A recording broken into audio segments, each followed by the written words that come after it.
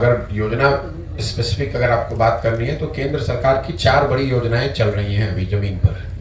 पहली योजना है प्रधानमंत्री गरीब कल्याण योजना, जिसमें लाभार्थियों को 5 किलो अनाज प्रति माह मिलना है। जमीनी हकीकत यह है कि लोगों को 5 किलो नहीं 4 किलो अनाज ही प्रति माह मिल रहा है। ऐसा इसलिए है कि प्रखंड के स्तर पर जो अनाज आता है प्रधानमंत्री गरीब कल्याण योजना में, उसमें करीब करीब 20% की चोरी होती है। 35 से 40 रुपया प्रति क्विंटल की दर से यहाँ के जो अधिकारी हैं और जनप्रतिनिधि हैं वो पैसा लेते हैं। ज़्यादातर जगह पर लोग बताते हैं कि जो विधायक हैं वो भी प्रति माह इस अनाज में से 6 से 8 रुपये उनकी भी उनका जो हिस्सा है वो भी 6 से 8 रुपये प्रति माह प्रति क्विंटल है। इस चोरी की वजह से 35 से 40 रुपये प्रति क्विंटल का जो चोरी हो रहा है, उसी वजह से लाभार्थियों को 5 किलो नहीं 4 किलो अनाज ही बिहार में मिल रहा है।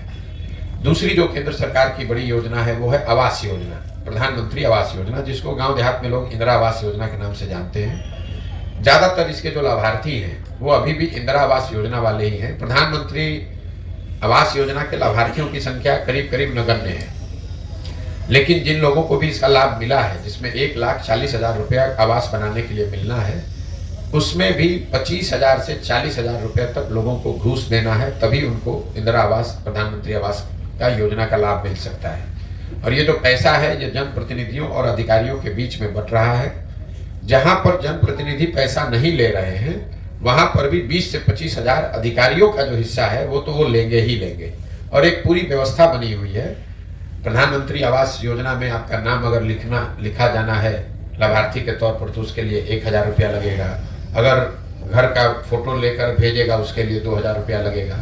पहली किस्त जारी होगी तो उसमें 10,000 रुपया लगेगा। एक व्यवस्था बनी हुई है। तीसरी केंद्र सरकार की बड़ी योजना है स्वच्छ भारत अभियान की, जिसमें लाभार्थियों को 12,000 रुपया शौचालय बनाने के लिए मिला है। 2-3 बरस पहले बिहार के ज़्यादातर पंचायतों को ODF घोषित कर दिया गया। जो जनप्रतिनिधि हैं और अधिकारी हैं उन्होंने लिखकर सर्टिफाई किया कि बिहार में ज़्यादातर पंचायत ODF हो गए। सच्चाई जमीनी हकीकत यह है कि शायद ही कोई ऐसा गांव है जहां खुले में शौच आज भी जीवन की सच्चाई नहीं है। ऐसा इसलिए है कि शौचालय की इस योजना में 2,000 रुपये प्रति शौचालय अधिकारियों ने पैसा लिया, और लाभार्थियों को जो पैसा जारी किया गया 10,000 रुपया, वो भी एक ही शौचालय के साथ फोटो खिंचाकर 4 लाभार्थी 5 लाभार्थियों को जारी कर दिया गया। किसी ने इसकी चिंता नहीं की कि एक्चुअली में शौचालय बने कि नहीं, उसका उपयोग हो रहा है कि नहीं। तो ये पूरा ODF जो है वो कम से कम बिहार में जितने 12 जिलों में मैं गया हूँ कम्प्लीटली फार्स है। चौथा एक जो केंद्र सरकार की बड़ी योजना है वो मनरेगा है। मुझे ऐसा लगा था कि जब मैं पैदल चलूंगा तो मुझे गांव देहात में मनरेगा का काम होता दिखेगा, इसलिए कि यहाँ बहुत गरीबी है, भूमिहीन लोग बहुत हैं, लोग मजदूरी करते हैं। अभी तक 15 साढ़े 15 महीनों में मुझे मनरेगा का कोई सक्रिय काम होता दिखा ही नहीं है। लोग जरूर ये बताते हैं कि भैया ये मिट्टी भरा गया है मनरेगा में, या ये वृक्ष लगाया गया है मनरेगा में, या पंचायत भवन या आंगनबाड़ी का जो केंद्र है उसको मनरेगा के मजदूरों की मदद से बनाया गया है, लेकिन मनरेगा का कोई सक्रिय काम होता मुझे अभी नहीं दिखा है। जब उसको मैंने आंकड़ों में देखा तो पता चला कि पिछले वर्ष मनरेगा में बिहार सरकार का यूटिलाइजेशन है 39%। मतलब अगर 100 रुपया मनरेगा के लिए दिल्ली से आ सकता था बिहार के लोगों के लिए, तो 60 रुपया 61 रुपया तो हम लोग लेकर ही नहीं आए, वो पैसा दिल्ली में सरेंडर हो गया। और जो 39-40 रुपया आया, उस मनरेगा में PC का जो दर है, भ्रष्टाचार का जो दर है, वो 40 से 50% है। सबसे ज्यादा चोरी अगर कहीं है तो मनरेगा के फंड में है। तो कुल मिला जुलाकर 100 रुपया के बजाय जमीन पर 20-25 रुपया ही मनरेगा के तहत पहुंचा है। ये 4 केंद्र सरकार की बड़ी योजनाओं की जमीनी हकीकत है। राज्य सरकार की जो 4-5 बड़ी योजनाएं चल रही हैं, उसमें एक सबसे बड़ी योजना, सबसे बड़ी तो नहीं लेकिन बड़ी योजना जिसकी घोषणा नीतीश कुमार ने 2015 में की थी, वो है युवाओं को, बेरोजगार युवाओं को 1,000 रुपए की मासिक सहायता। 15 में ये अनुमान किया गया था कि 18 साल से 35 साल के हर बिहार के बच्चे को जो बेरोजगार है, अगर उसको 1,000 रुपए का मासिक सहायता दिया जाए तो उसको कहीं बाहर नहीं जाना पड़ेगा मजबूरी में मजदूरी करने के लिए। उस समय का अनुमान था कि इस योजना को लागू करने में करीब करीब 10 से 12,000 करोड़ रुपया हर साल का खर्च होगा, जो बिहार सरकार के बस की बात है, कोई बहुत बड़ा पैसा नहीं है। आज तक इस योजना को न शुरू किया गया, न किसी को इसका लाभ मिला, न कोई पत्रकार पूछता है, न कोई हमें आज तक मिला जिसको 1,000 रुपया कभी मिला हो। योजना को शुरू ही नहीं किया गया। दूसरी एक योजना है स्टूडेंट क्रेडिट कार्ड की। ये बिहार में एक अध्ययन कराया था मैंने 2015 में, तो पता चला कि 1/3 से ज़्यादा परिवार यहाँ ऐसे हैं जो 12वीं के बाद अपने बच्चों को पढ़ाने की स्थिति में नहीं है। उनकी आर्थिक स्थिति ऐसी नहीं है कि अपने बच्चों को 12वीं के बाद आगे पढ़ा सके। इसलिए योजना बनाई गई कि अगर सरकार की गारंटी पर बैंक से पैसा मिल जाए ताकि लोग आगे की पढ़ाई कर सकें, जब उनको नौकरी मिल जाएगी तो वो पैसा वापस कर देंगे। उस समय का अनुमान था कि इसमें करीब 1,25,00,000 लोगों को इसका लाभ मिलेगा। बिहार सरकार का अपना आंकड़ा बता रहा है कि पिछले 10 वर्षों में 9 लाख बच्चों को ही इसका लाभ मिला है। इस योजना को भी करीब करीब ठंडे बस्ते में डाल दिया गया। तीसरी जो राज्य सरकार की बड़ी योजना है वो है नल जल योजना, जिसकी चर्चा आप लोग खूब करते हैं।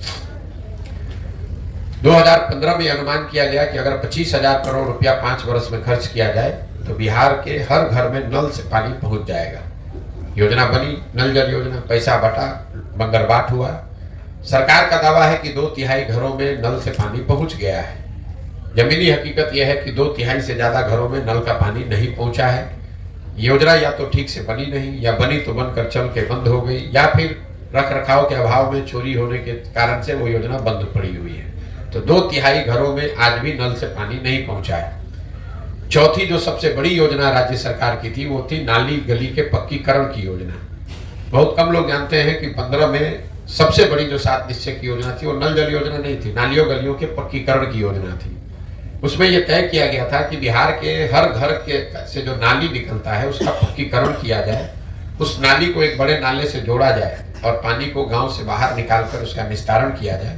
ये पूरा काम करने में 5 वर्ष में 80,000 करोड़ रुपया खर्च किया जाएगा।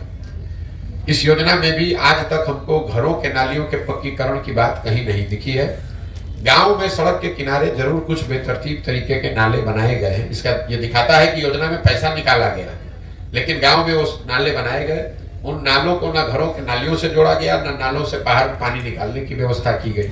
नतीजा ये हुआ है कि ज्यादातर ये नाले जो हैं ये कूड़ेदान बन गए हैं। इस पर भैंस लोग बांधते हैं, गोबर पाते हैं, कूड़ा फेंकते हैं, और ये सब नाले करीब करीब बंद हो गए हैं। इसके अलावा जो यहाँ स्वास्थ्य और शिक्षा की बात है उस पर टिप्पणी करना बेकार है। सब आदमी मान रहा है कि शिक्षा व्यवस्था पूरी तरीके से ध्वस्त है। स्वास्थ्य व्यवस्था तो हमको कहीं दिखा ही नहीं। अनुमंडल और जिला अस्पताल में तो हम गए नहीं हैं, तो उस पर हम टिप्पणी नहीं कर सकते हैं। लेकिन प्रखंड पंचायत के स्तर पर कोई भी स्वास्थ्य केंद्र अभी तक हमको चलता हुआ नहीं दिखा। कोई ऐसा स्वास्थ्य केंद्र नहीं दिखा जहाँ डॉक्टर हो, मरीज हो, दवा कोई बैठा हो, ऐसा दिखा ही नहीं। जो स्वास्थ्य केंद्र छोटे मोटे बने भी हुए हैं वहां पर भैंस, गाय, बकरी वही आपको दिखेगा।